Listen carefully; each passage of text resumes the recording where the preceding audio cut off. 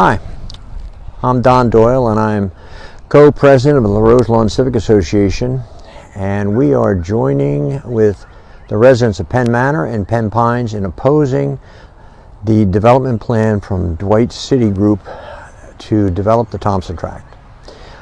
We've laid this out before. The Thompson Tract is a little over 10 acres of undeveloped land, and it's on Providence Road. It goes from Providence Road all the way down to Darby Creek across from Hoffman Park. We've talked about things before, and I want to touch on some recent developments here. I'm going to refer to my notes so I get it exactly correct. On Wednesday, April 14th, Dwight City Group placed a full-page color ad in the Delco Times. And I just want to go over a couple of points that they were touting that are absolutely incorrect.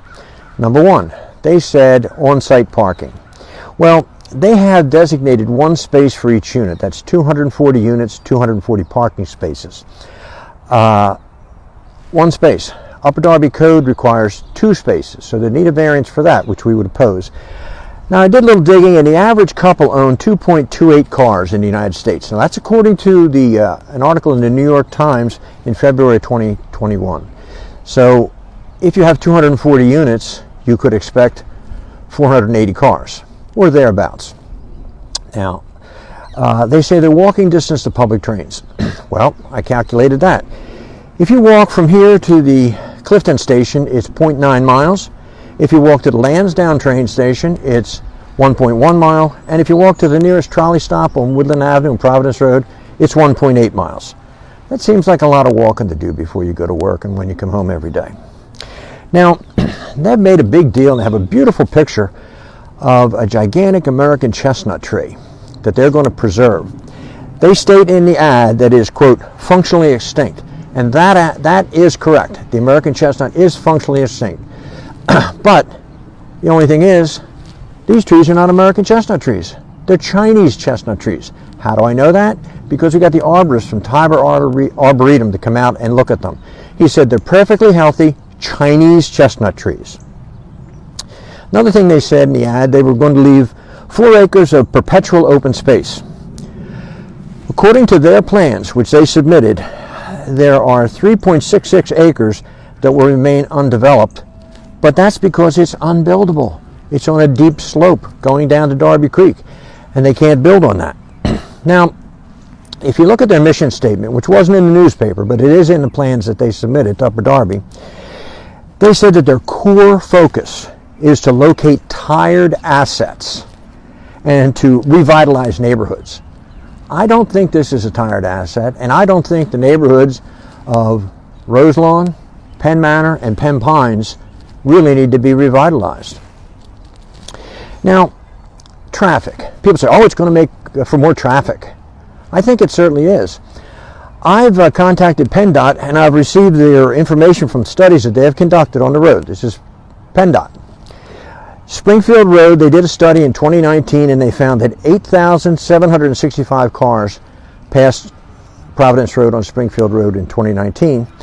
On Providence Road, the newest study they had was 2015, and that was 13,132 cars passed the front entrance of this property.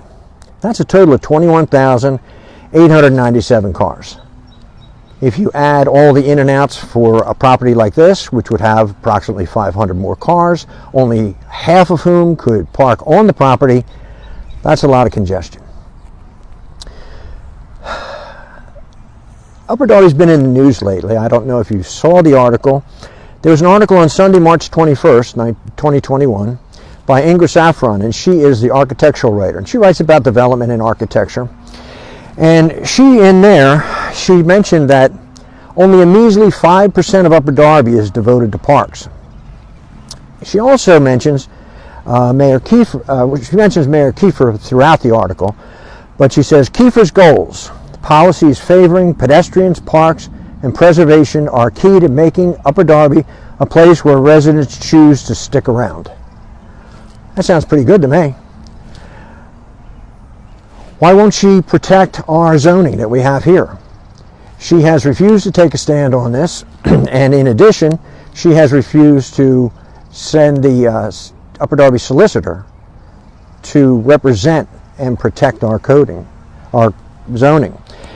When Mayor Kiefer was campaigning for office, for council, in 2009, an article in the Delco Daily Times, August 19th, 2009, Mayor Kiefer campaigning for office stated, quote, "The best option for the township would be to acquire the properties through grants and convert them to open space, though she doesn't see the political will to do that." Well, she was elected, and now the government has completely turned over from one political party to another. I would think now she would have the political will that she could enforce to maybe acquire the properties. That same article referred to Upper Darby as West Philadelphia. I don't know if that's something that people want to be. I don't think the people in Upper Darby want to be West Philadelphia. Now, I presented this because I took the time to look it up. I hope you'll think about this, and I hope you'll be active in our opposition to this development. Please sign our petition. I want to submit the petition early next week, Monday or Tuesday. The zoning meeting is Thursday, April 22nd.